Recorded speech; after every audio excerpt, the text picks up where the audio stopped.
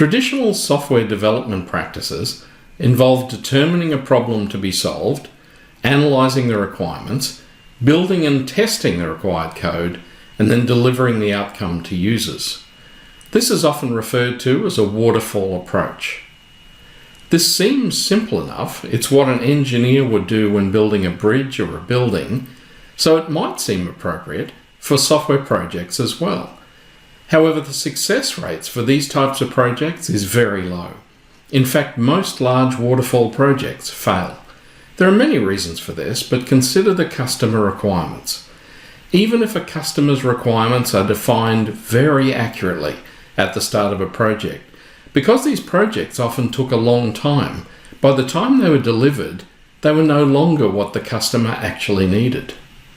Worse, there is a real challenge with the gathering of customer requirements in the first place. Even if you built exactly what the customer asked for, it'll often be different to what they need. Customers often don't know what they want until they see it. They'll also use the wrong words when describing what they need. They might say the word sales, but actually mean profit. Many software development houses are happy to offer low prices for developing applications because they know that most of their income will come from change requests.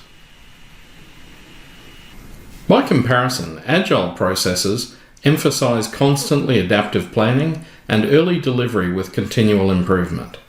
Rather than restricting development to rigid specifications, it encourages rapid and flexible responses to change as they occur. In 2001, a group of highly regarded developers published a manifesto for agile software development. They said that development needs to favor individuals and interactions over processes and tools. It needs to favor working software over comprehensive documentation, needs to favor customer collaboration over contract negotiation, and needs to favor responding to changes over following a plan. Waterfall approaches typically have a testing phase after the build phase because they are comparing outcomes to a specification. One of the key differences in iterative agile software development methods is that a great deal of testing is completed during the development. Agile software development methods are based on releases and iterations. One release might consist of several iterations. Each iteration is similar to a very small independent project, and after being estimated and prioritized, features, bug fixes, enhancements, and refactoring work is assigned to a release, and then assigned again to a specific iteration within the release, generally on a priority basis. At the end of each iteration, there should be tested working code. In each iteration, the team must focus on the outcomes of the previous iteration and learn from that.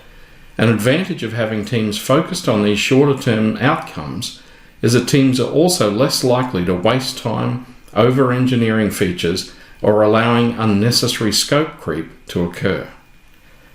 Agile software development helps teams keep focused on business outcomes.